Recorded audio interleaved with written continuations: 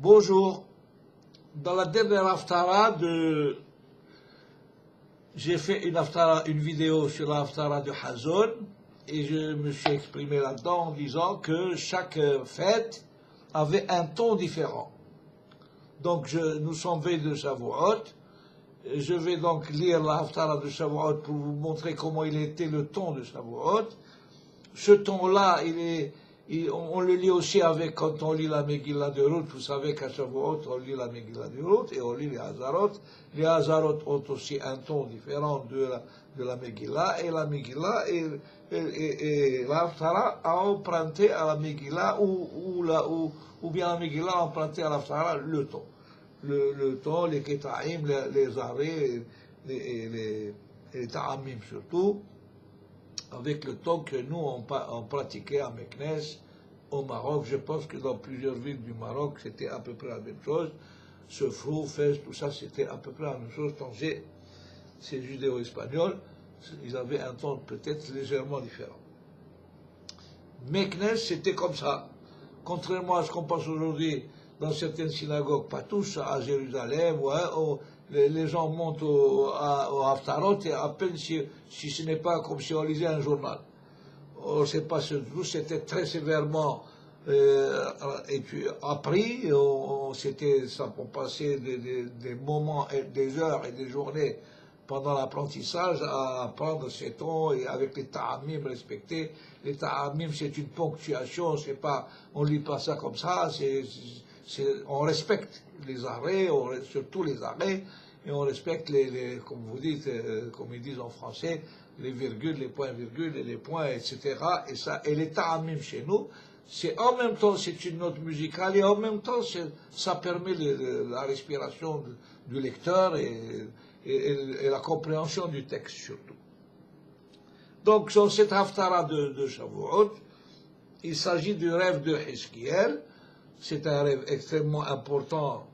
Et pourquoi on a collé ce texte ici, je ne sais pas, mais je pense que parce il donne une vision de Dieu, la grandeur d'Hachem, tel qu'il l'a vu, lui, Hiskiel. Mais ce que j'ai relevé dans ce texte, les deux premières phrases, ou les trois, il dit ceci.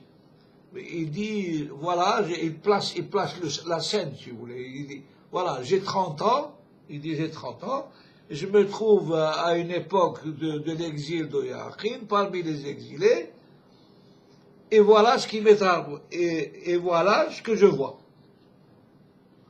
Voilà, et Elohim, et à Dieu, et Dieu me... Alors, après, à ce moment-là,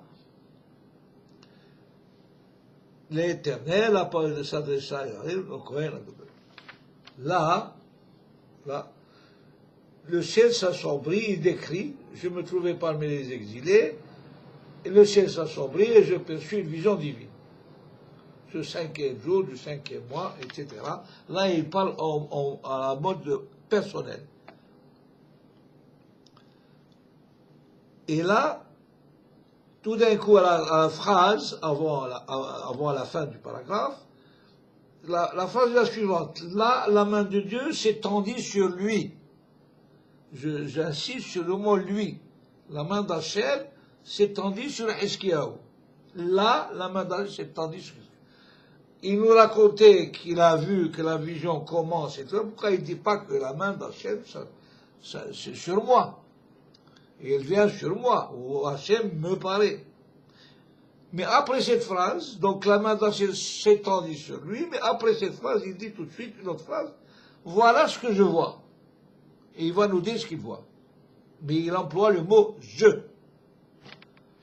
C'est quoi ça? C'est quoi cette façon de présenter le texte, cette vision, où il nous donne son âge, où il donne l'époque où elle se situe cette vision, où il y a dans cette description, dans cette façon de faire, quelqu'un s'est mis dans le texte, il a dit, là, la main de Dieu s'est tendue sur lui.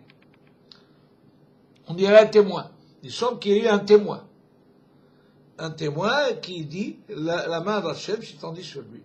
Et tout de suite après, lui, le prophète, il dit, Voilà ce que je vois. Et ce que je vais vous lire à l'instant, c'est une description de Hachem. C'est énorme. Pas dire des mots. En français, il n'y a pas de mots pour dire la description d'Hachem. C'est des lumières, c'est des ouragans, c'est des formes humaines avec des ailes, bon, c'est très important. Si vous voulez lire, il existe des traductions en français, de très bonnes traductions d'ailleurs, qui peuvent vous aider. Voici donc, je lis la Haftara et voici les traductions. J'ai posé simplement cette façon de présenter la Haftara. C'est comme une question que je pose s'il y a des gens qui peuvent m'expliquer cette façon de faire du prophète, où il démarre par il place la scène, et puis il y a une troisième personne qui s'immisce, on dirait un témoin. Peut-être j'ai mal compris.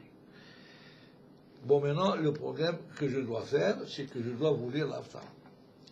Et il commence comme ceci.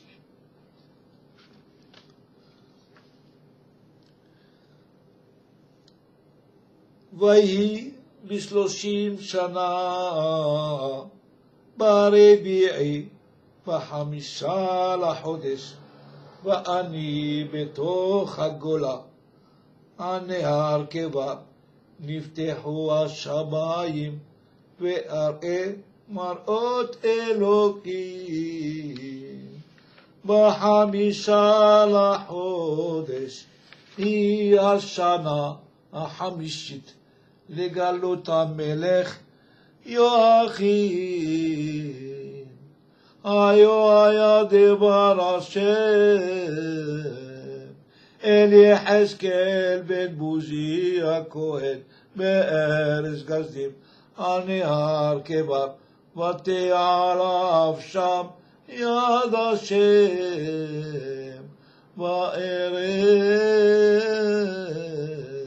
והנה רוח שערה באה מן הצפון ענן גדול ואש מתלקחת ונוגע לו סביב ומתוכה כעין החשמל מתוך האש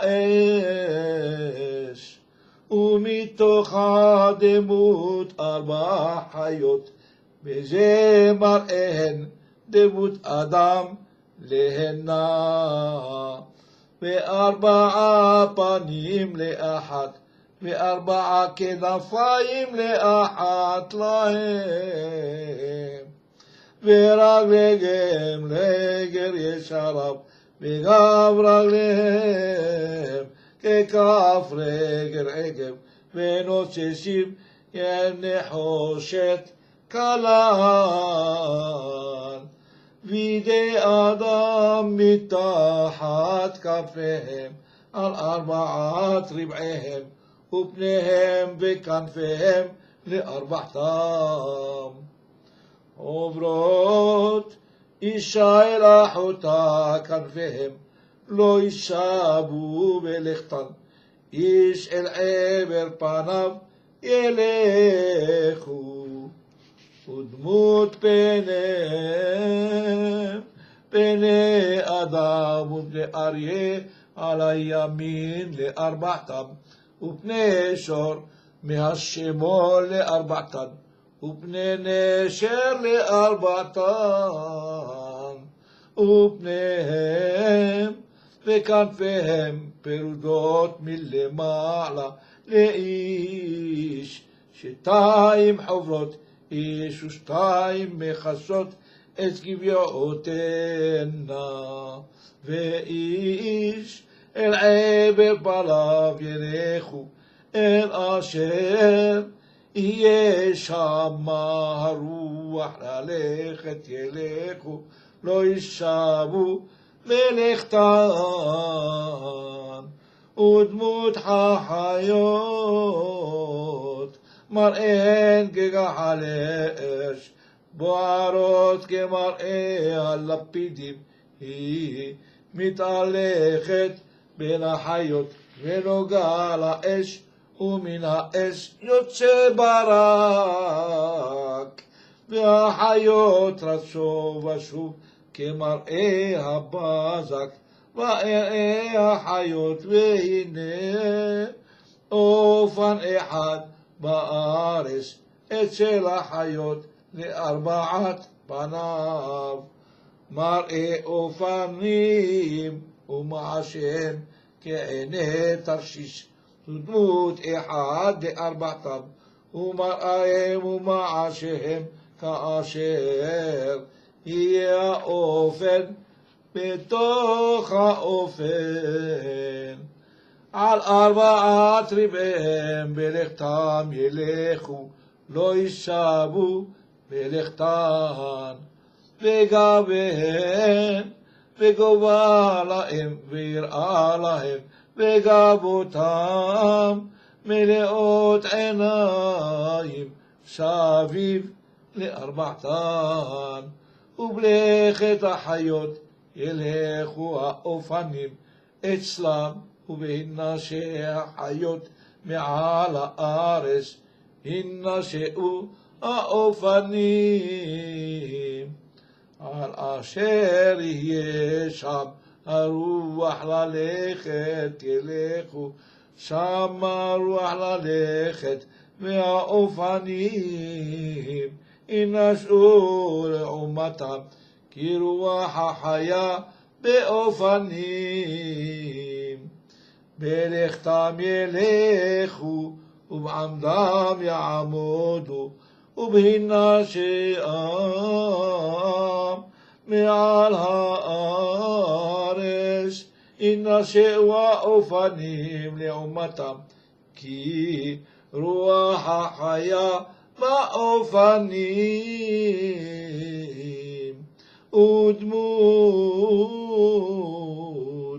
על ראשי החיה רקיע, כעין הקרח הנורא, נטו על ראשיהם מלמעלה, ותחת הרקיע כנפיהם ישרות, אישה אל אחותה לאיש, שתיים מכסות להנה, ולאיש שתיים מכסות להנה את גביותיהם.